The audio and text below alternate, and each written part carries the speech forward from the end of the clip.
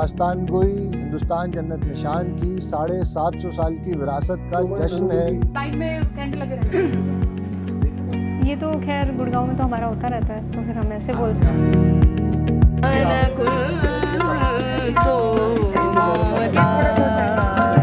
हमारा ये event sold out रहा।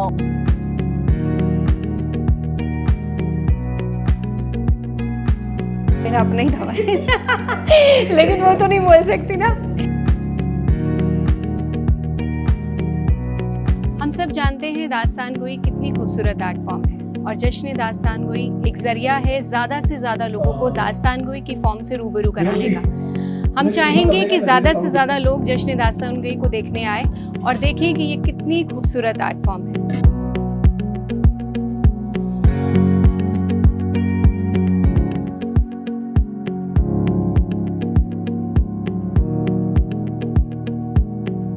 बात की खुशी है कि लोग अभी भी अपनी विरासत को, इतिहास को और गुजरे हुए वक्त को जानना चाहते हैं, सुनना चाहते हैं, समझना चाहते हैं।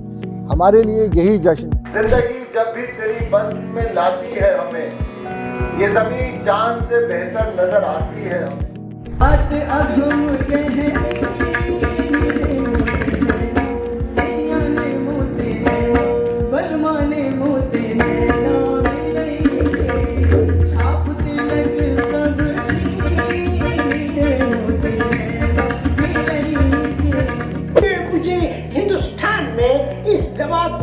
तिजारत करने की इजाजत दे दे हुजूर, दे दे हुजूर। अब शहजादी के हाथ में उसने एक दवा लगाई। अब दवा लगाने से जलन होना तो दूर, उल्टा ठंडक पहुंची। अब भला शहजादी उस दवा को क्यों धुलवाती? इश्क में कैसी मजबूरी, चाहत में क्या दुनियादारी। इस वक्त मेरी दुआ पर आमीन बोल। अरे नहीं नहीं, अरे भगाओ इसको वो तो जाए, हटाओ इसको। रे रे राम राम, ये मेरे को छुए नहीं, ये तो मुसलमान है। भगाओ इसको, मेरे को नहीं जावे कोई अटेंडेंट। मैं ये मंजर देख के हैरान रही।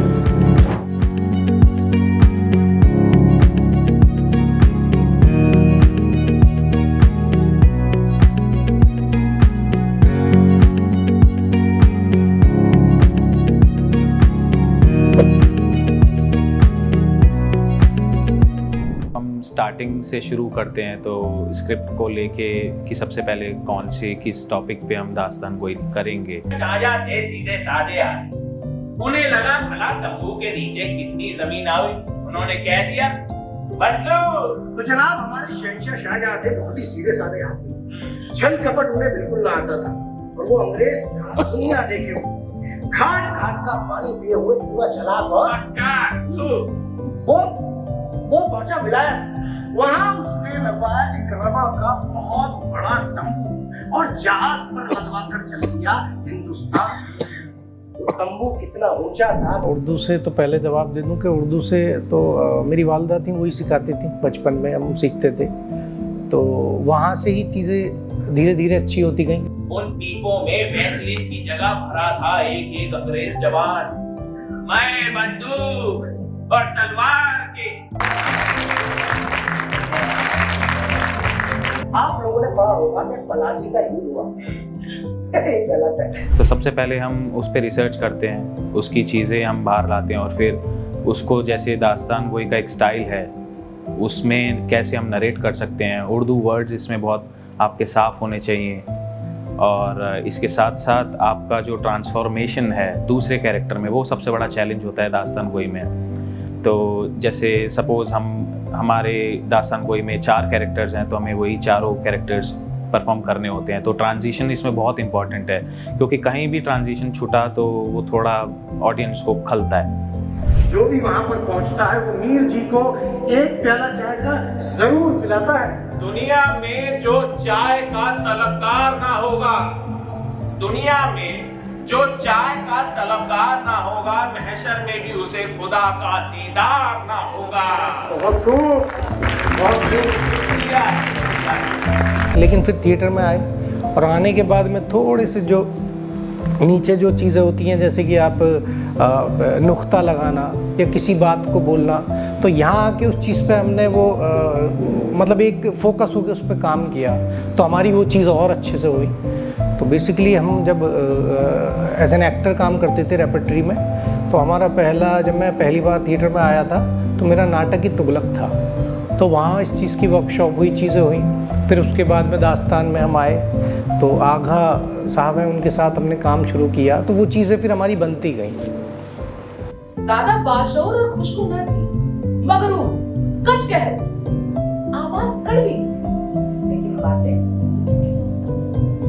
बाबा कारण यही कहते कहते मर गए कि एक्टिंग का मतलब ये कम में ज्यादा करो। चाहत में क्या दुनियादारी, इश्क में कैसी मजबूरी।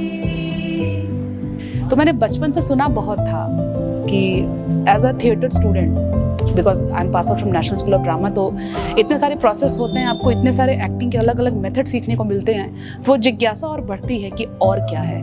तो बहुत सारे अलग अलग फॉर्म्स तो सीखे, दास्तान को ही रह गई थी कि काश इससे कोई सिखाने वाला टीचर आता या फिर कोई ऐसी टेक्निक बता देता जिससे मैं भी इस चीज़ को कर पाती। और एक और चैलेंज खुद के ऊपर लेना था कि ज़्यादातर एक्टर, मेरी आदत या फिर मेरे जैसे बाकी एक्टर्स की आदत है, हम बहुत सारे लंबे लंबे जेस्चर और सिटिंग और स्टैंडिंग पोजीशन लेकर के बात करते हैं। हमें कम में ज़्यादा करना सीखना था। कैमरा एक्टिंग की भी जब हम बात करते हैं तो उसमें सबसे महत्वपूर्ण बात यही आती है कि कम में ज़्यादा कैसे करो, क्योंकि बात तभी बनती है। बाबा कारण यही कहते कहते मर गए कि एक्टिंग का मतलब ये कम में ज़्यादा करो, तो मुझे ये कम में ज़्यादा सीखना था। तो दास्तान गोई की तरफ झुकाव इसलिए हुआ कि जब आपके सारे हाथ पैर बांध दिए जा रहे हैं और आपको किसी जगह पर बिठा दिया जा रहा है, तब कुछ करके दिखाओ तो बात बने। हाँ, अगर खट्टे वाली बात है, ऐसा हंसी दूल्हा मिल जाए तो मैं क्या करूंगी हसीन दूल्हे का, मुझे किराए पर थोड़े चलाना है।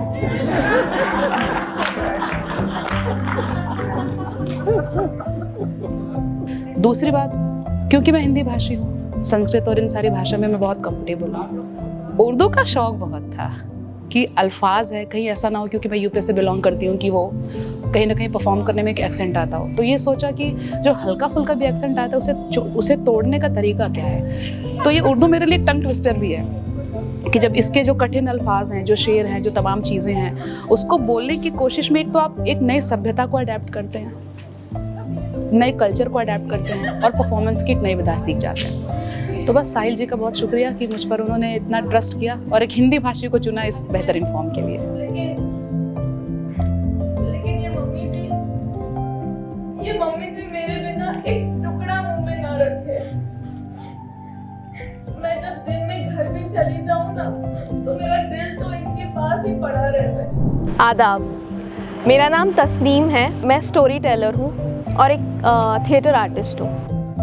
बाजी, आपको एक बात बोलूं, हमारे बीच के रिश्ता नहीं है, कोई रिश्ता नहीं है, लेकिन बस मेरी खिदमत और उनका प्यार, और या फिर ये बिजली जो मैं उनके सुकून के लिए लगाऊं। 3 साल पहले की बात है, उदयपुर टेल्स में मैंने सैयद साहिल आगा जी को सुना था और तब तक मुझे नहीं पता था कि दास्तान गोई होती क्या है।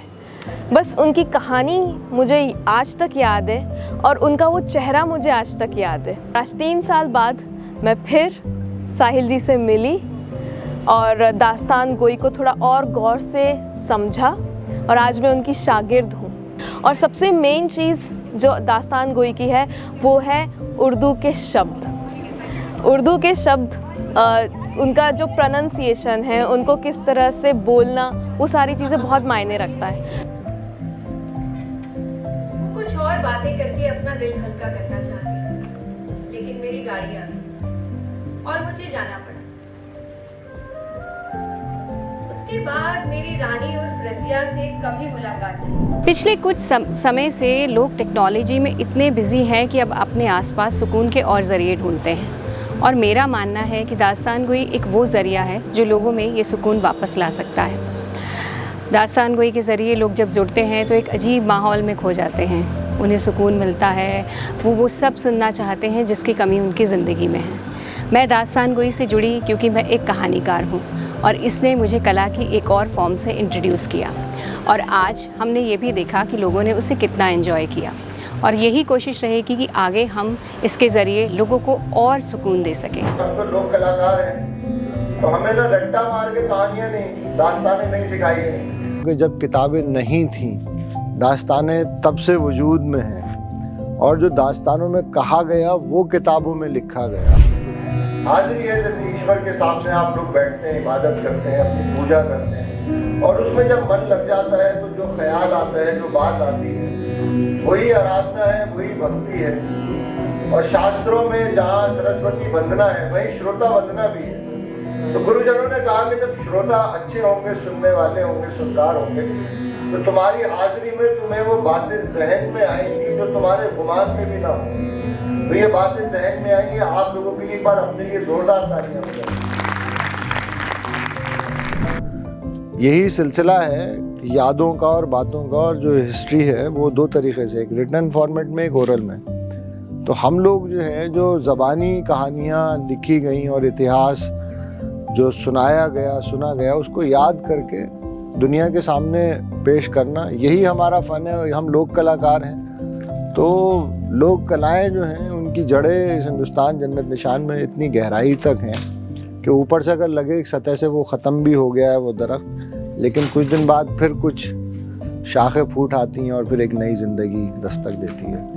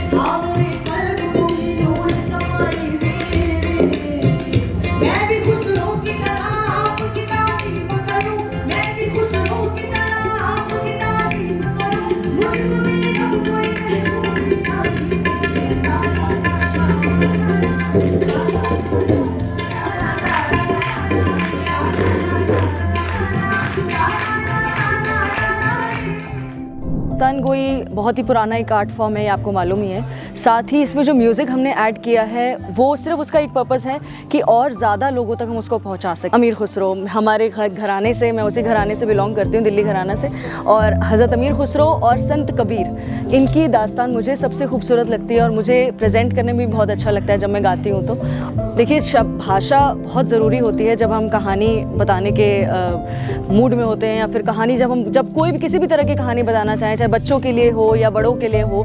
अगर बच्चों की दास्तान गोई होती है तो वो उसी अंदाज में सुनाई जाती है, उसमें उतनी मुश्किल भाषा नहीं यूज़ की जाती। लेकिन जब हम कोई बड़े सूफ़ी संत को लेते हैं या कोई ऐसी हस्ती को लेते हैं जिन्होंने खुद एक उर्दू भाषा पे महारत हासिल की है, तो हमें उस पर थोड़ा सा खरा उतरने के लिए भाषा पे बहुत ध्यान देना पड़ता है।